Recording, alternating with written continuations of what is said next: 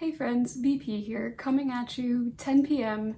on a Sunday, just looking like this. It'd be like that sometimes. But let's talk about this Scorpio full moon.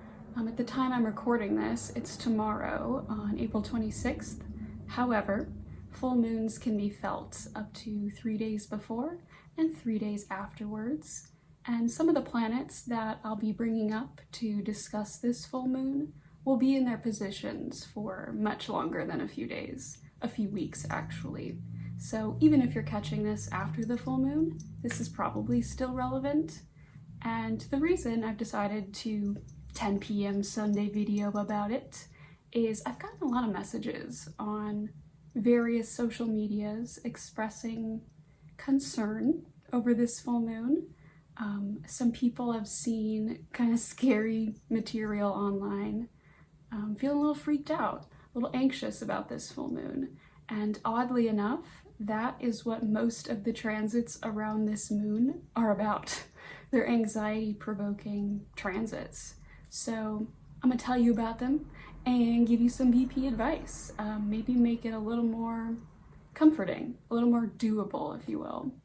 So yes, full moon, Scorpio, very intense on the 26th and surrounding it. Usually anything to do with Scorpio energy is intense. It's in the nature of the sign. However, most of the other planets that are chilling in the sky are rocking in Taurus, which is much more grounded. So it's kind of a blended situation. Also, Taurus season. Happy birthday, Tauruses. And we've got Mercury there, Venus there, Uranus there. It's like a Taurus party in the sky. And the full moon is in the opposite sign of Scorpio.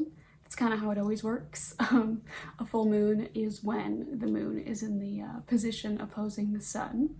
There's a little bit of tension there, and usually we experience that on full moons. Let's talk about why it's making people nervous though, because that's probably also why you're here too.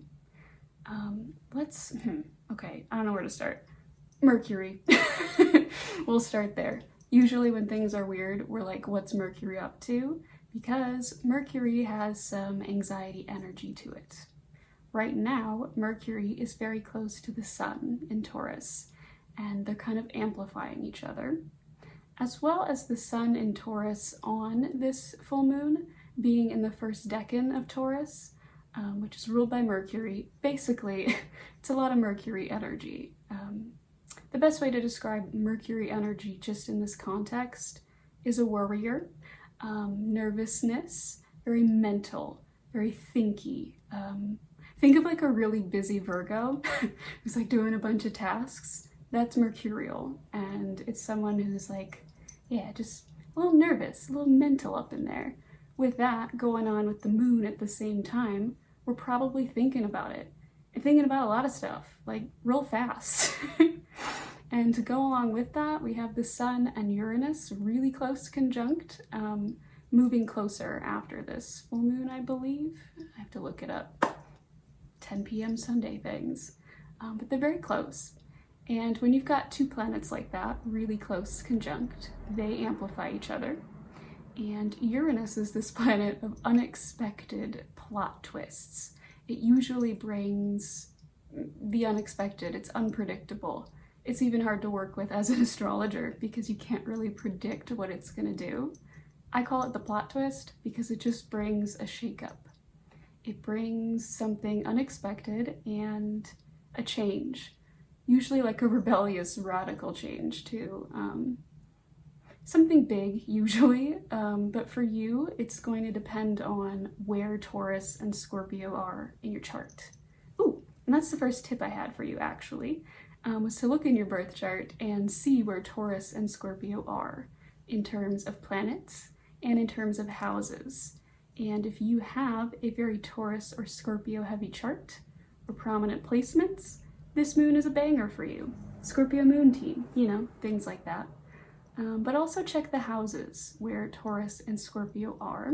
You have all 12 houses and you have a house of both of those signs, because that can tell you what area of life might be having this shakeup energy, might be having the intensity, or maybe just anxiousness.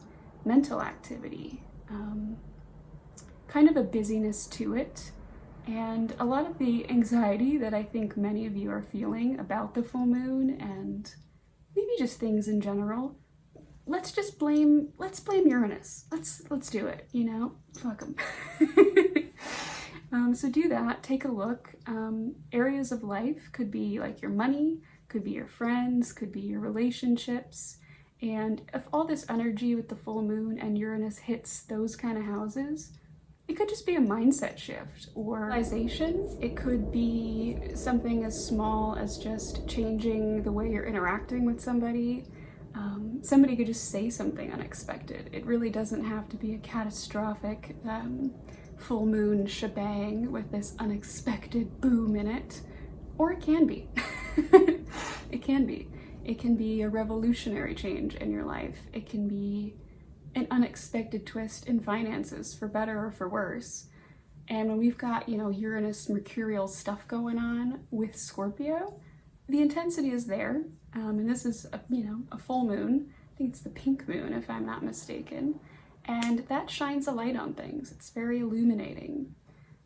I hear a lot of astrologers say illuminating about full moons. And what we mean is like the moon is very full and bright, shining a lot of light, like literally is illuminating. Think of it that way.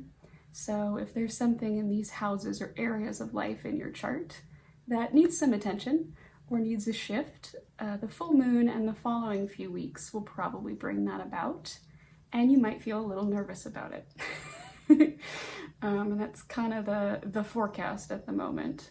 However, I wouldn't want to put this out there and not give you any advice, because that might make it worse. A little more anxiety provoking, if you ask me. And so when you've identified where all this is in your charts, maybe you're already thinking of something in your life that might be about to shift a little bit. Could be business too. After that point, try not to be nervous. Easier said than done, but try your best. And when that change does happen, whatever it is, no matter how small or big, or just the mindset shift, whatever it is, when it comes in, my radiator's being loud. Whatever it is, just go with it. Like, absolutely go with the flow on this full moon. Scorpio's a water sign, it's flowy, and same for the next few weeks. Things might kind of shift a little bit. Go with it. Any shifts that come, just be like, okay, and rock with it as best you can. That's gonna make it so much easier. Do not fight any of the plot twists that come up for you. The more you fight it, the more uncomfy it's gonna be, and the more anxiety provoking it's gonna be. So if you can just go like, whatever, and roll with it, it'll help soothe some of the mercurial busyness in our minds. And also, it's just gonna be better, I promise. Go with it, even if it seems weird. Uranus is also known for being the weird planet, so just let it be weird. And know that it will be a little bit less weird in a few weeks when these planets shift around and, just F off from being so close together. Let's see, any other advice I can think of? Oh yeah, full moon things. If you are catching this in close proximity to the full moon, there's lots of stuff you can do on full moons to honor the moon or to kind of figure out what it is that needs to be illuminated. Things you might need to let go, release, or things that need your attention, stuff like that. You can do like full moon rituals, do your full moon ceremonies, do all your things.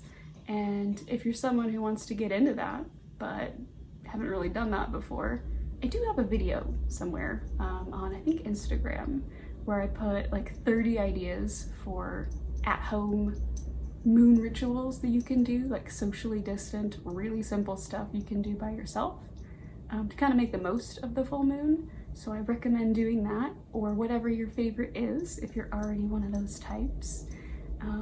Full moons usually like water, so that's a hint. Do some water activities, bathing, go into a lake, stuff like that. Drink a lot of water. But yeah, I hope that's helpful for you all. And if you find out what houses are impacted for you, but you're not familiar with what each one represents, just drop me a comment and I'll give you some keywords associated to push you in the right direction.